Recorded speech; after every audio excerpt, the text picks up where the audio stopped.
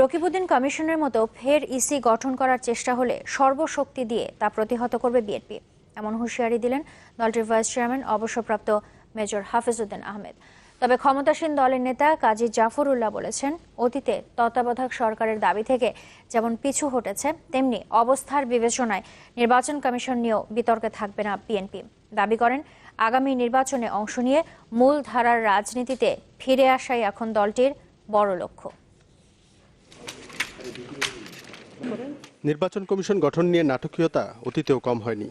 এবার রাষ্ট্রপতির আহ্বানে সাড়া দিয়ে প্রায় সব রাজনৈতিক দল আলোচনা যায় বঙ্গভবনে।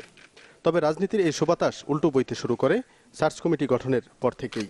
সার্চ কমিটির অধিকাংশ সদস্যের বিরুদ্ধেই দলীয় আনুগত্যের অভিযোগ আনে অন্যতম বৃহৎ রাজনৈতিক দল বিএনপি। বিএনপি বলছে, সার্চ কমিটিতে আস্থা না থাকলেও সম্ভাব্য নির্বাচন কমিশনার হিসেবে 5 জনের নাম জমা দেয়া কেবল ইতিবাচক রাজনীতির স্বার্থে। এই বর্তমান সভাপতির মাধ্যমেই রকিব কমিশন গঠিত হয়েছিল, যার পারফরমেন্স দেশের মানুষ সবাই জানে। তারা নির্বাচনের নামে দেশব্যাপী প্রহসন মঞ্চস্থ করেছে। বিএনপির ভাইস চেয়ারম্যান হাফিজউদ্দিন আহমেদের মতে, এবারও দলীয় আজ্ঞাবহদের দিয়ে নির্বাচন কমিশন গঠনের চেষ্টা করা হলে সর্বশক্তি দিয়ে বিএনপি তা প্রতিরোধ করবে। তবু আমরা অপেক্ষা করে আছি, আমরা দেখতে চাই যে শেষ পর্যন্ত কী ধরনের নির্বাচন কমিশন গঠিত হচ্ছে, তারপরেই বিএনপি তার মনোভাব প্রকাশ করবে। এবং আগাম বলা উচিত নয়, তবুও যদি মনে করি যে রকিব কমিশনের মতো আরেকটা কমিশন গঠিত হতে যাচ্ছে, তাহলে বিএনপি সর্বশক্তি দিয়ে প্রতিরোধ করবে। আওয়ামী লীগের সভাপতিমণ্ডলীর সদস্য কাজী জাফরুল্লাহ মনে করেন, অতীতেও বিএনপি তাদের অবস্থান থেকে সরে দাঁড়িয়েছে, এবারও নতুন কমিশনকে তারা মেনে নেবে।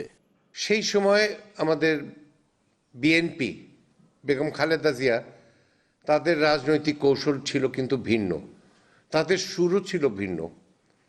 তারা তখন একটাই দাবি তাদের ছিল যে নির্বাচন হলে একমাত্র তত্ত্বাবধায়ক সরকারের অধীনে হবে। আজকে কি তারা সেই জায়গায় আছে? তারা তো এখন আর তত্ত্বাবধায়ক সরকারের কোনো কথা বলেন না।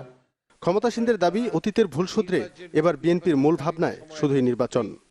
আমাদের কাছে এই পর্যন্ত মনে হচ্ছে যে তারা আগামী নির্বাচনে অংশগ্রহণ করবেন। জুনায়েদ খান, চ্যানেল 24, ঢাকা।